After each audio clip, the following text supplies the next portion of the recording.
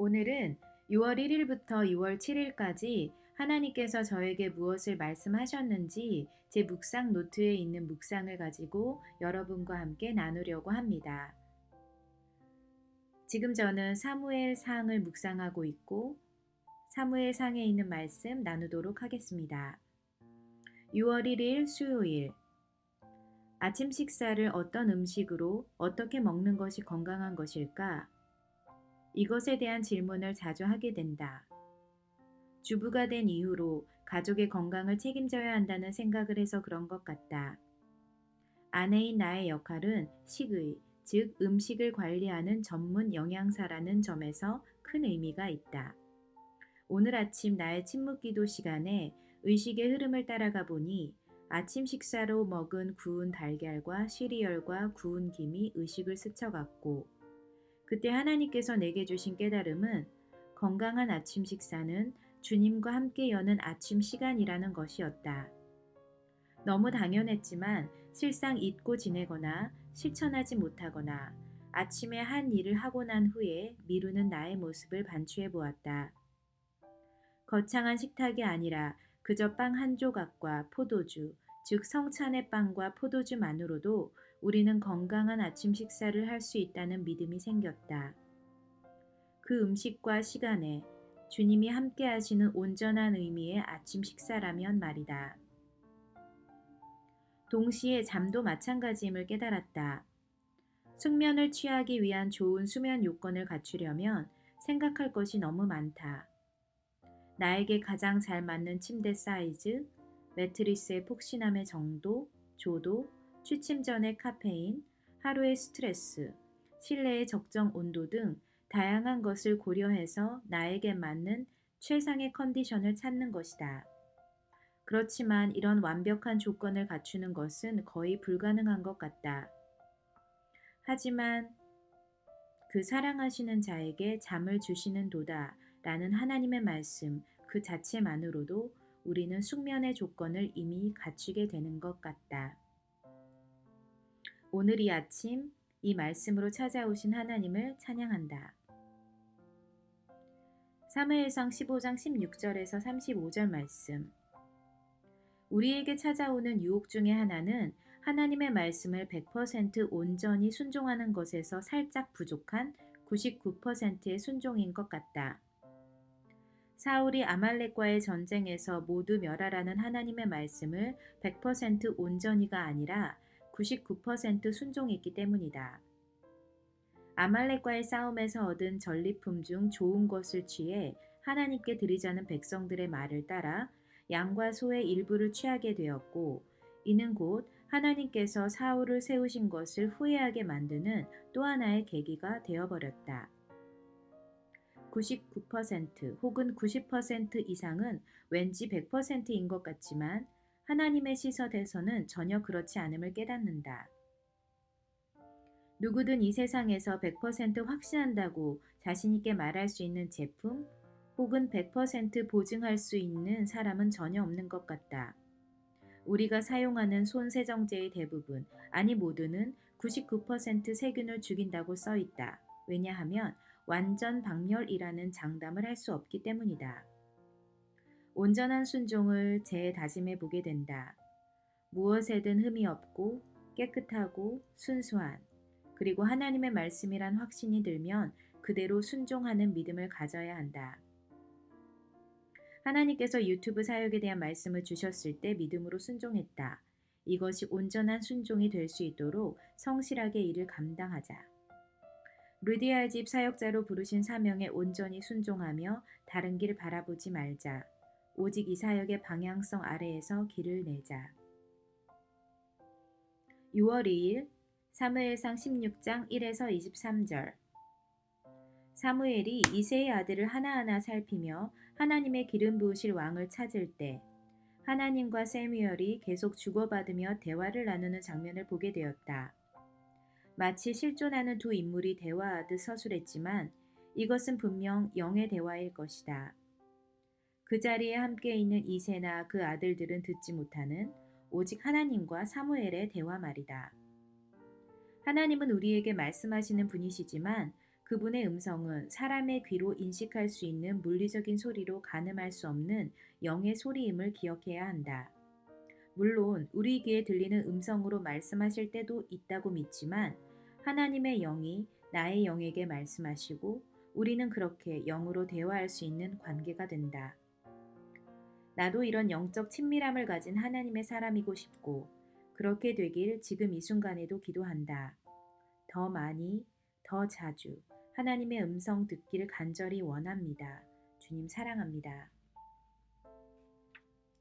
6월 3일 사무엘상 17장 1절에서 23절 골리앗이 이스라엘을 위협하는 장면에서 새로운 사실을 발견했다. 골리앗이 구척 장신일 뿐만 아니라 자신의 온몸을 갑옷으로 무장했다는 사실이다. 머리에는 노투구를 썼고 몸에는 비늘 갑옷을 입었으니 그 갑옷의 무게가 놋 5,000세겔이며 그 다리에는 놋 각반을 쳤고 어깨에는 놋 단창을 메었으니 그 창자루는 배틀채 같고 창날은 철 600세겔이며 방패든 자가 앞서 행하더라. 골리앗은 할 수 있는 최대한 자신을 무장했다. 머리끝부터 발끝까지. 자신을 위한 보호장치를 최대한 갖춘 상태에 있었기에 당당하게 적을 향해 소리칠 수 있었다. 누구든 완전 무장을 하고 적을 이길 만한 요건을 다 갖추었다는 생각을 하면 누구 앞에서든 당당할 수 있다. 여기서 나는 자신감의 원천에 대한 깨달음을 얻는다. 우리에게 자신감 혹은 당당함을 주는 원천이 무엇일까? 골리앗은 자신의 신체적 조건, 물리적 부요함, 즉 장비를 갖춘 것이 그를 적 앞에서 당당하게 만들었지만 우리가 알다시피 우리는 예수님의 보혈의 피를 머리끝부터 발끝까지 무장된 사람들이다. 우리의 신체 조건이나 물리적 무기와 무장에 관계없는 힘의 원천이다. 이 사실이 우리에게 능력이 되고 자신감이 되고 당당함이 되어야 할 것이다. 우리의 시선을 외형적 조건에서 내형적 혹은 영적 조건으로 바꾸어야 한다. 죽음을 이기신 예수님의 보혈이 나의 무기이고 당당함의 원천임을 기억하자.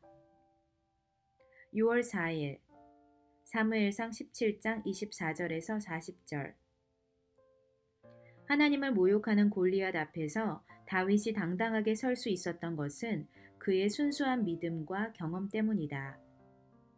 양을 치는 일과 전쟁은 엄연하게 차원이 다르다.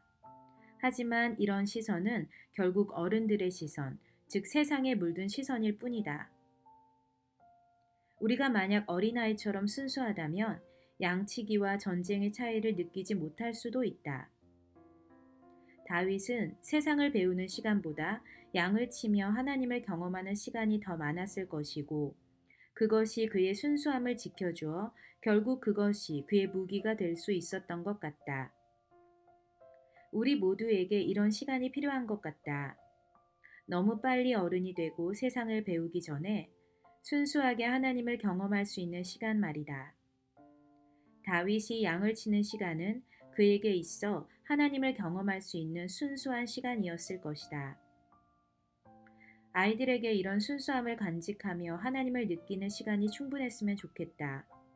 너무 빨리 세상을 배우지 않고 세상을 만드신 하나님과 그분의 통치 원리를 먼저 배웠으면 좋겠다. 6월 5일 사무엘상 17장 41절에서 58절 다윗은 골리앗을 향해 선전포고를 한다. 자신의 믿음과 하나님의 위대하심을 선포하며 싸움에 나가는 것이다. 그런데 이런 다윗의 선전포고는 이스라엘과 블레셋 사이의 골짜기에서 있었다. 상상해보자. 그가 서 있는 그곳에서 그가 큰 소리를 쳤을 때 그것은 골짜기에 울려 퍼지는 울림이 되었을 것이고 그가 말을 하면서 더욱 힘이 생겼을 것이 분명하다. 왜냐하면 나 역시도 사람들 앞에서 믿음의 선포와 고백을 할 때 내가 알지 못하는 힘을 느끼기 때문이다. 믿음으로 선포할 때 우리 눈에서는 자신감이 나오고 그런 우리를 볼 때 사람들은 압도당하며 하나님은 그 일을 행하신다. 말의 능력, 선포의 힘을 다시금 느낀다. 다윗이 블레셋 사람에게 이르되 너는 칼과 창과 단창으로 내게 나아오거니와 나는 만군의 여호와의 이름 곧 내가 모욕하는 이스라엘 군대 하나님의 이름으로 내게 나아가노라. 오늘 여호와께서 너를 내 손에 넘기시리니 내가 너를 쳐서 내 목을 베고 블레셋 군대의 시체를 오늘 공중의 새와 땅의 들짐승에게 주어 온 땅으로 이스라엘의 하나님이 계신 줄 알게 하겠고 또 여호와의 구원하심이 칼과 창에 있지 아니함을 이 무리에게 알게 하리라. 전쟁은 여호와께 속한 것인즉 그가 너희를 우리 손에 넘기시리라. 아멘. 6월 6일 악한 영이 우리를 지배하게 되면 우리의 이성이 마비되어 우리를 죽음의 상황으로 몰아넣는 것 같다. 사울은 악한 영에 사로잡혀 다윗을 죽이려 했다. 사울이 악한 영에 사로잡혀 정신없이 집안에서 떠들어댈 때 다윗은 평소처럼 손으로 수금을 타고 있었고 그것을 본 사울은 다윗을 죽이려고 창을 2번이나 던졌다. 여기서 발견하게 된 것은 하나님의 영과 사단의 영은 같이 있을 수 없다는 사실이다. 로마서에서 말하는 육체의 소욕과 성령의 법이 함께 있을 수 없는 것처럼 말이다. 또 다른 발견은 사단은 우리를 죽음으로 내몰아가기 위한 어떠한 수단이든 사용한다는 사실이다. 사울은 다윗을 죽음으로 몰아갔지만 실제로 우리 주변에서 스스로 목숨을 끊는 사람들은 자신의 이성의 통제를 벗어난 상태일 확률이 높은 것 같다.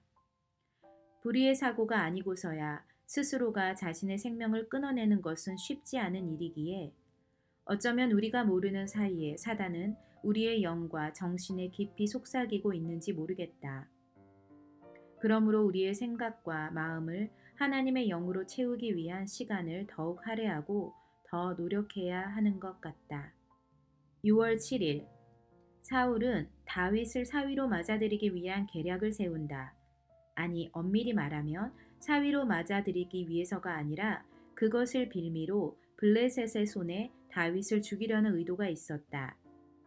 그러나 다윗은 조금도 거짓이 없는 순수한 사람이었음을 다시 확인할 수 있었다. 왜냐하면 처음 사울이 자신을 사위로 지목했을 때 자신의 보잘것없는 가문과 형편으로 감히 왕의 사위가 될 수 없다고 생각했지만 왕이 원하는 것이 오직 자신의 능력임을 깨달았을 때 그는 그 일을 행했다. 사울이 원하는 대로 블레셋 사람들의 포피 100개, 그 이상인 200개를 가져왔던 것이다. 사울의 계략이나 계산은 다윗의 순수함과 하나님의 함께하심에 비할 수 없음을 다시금 깨닫게 된다. 하나님과 사람 앞에서 거짓 없는 순수한 사람이길 원하고 또 그렇게 되길 기도한다.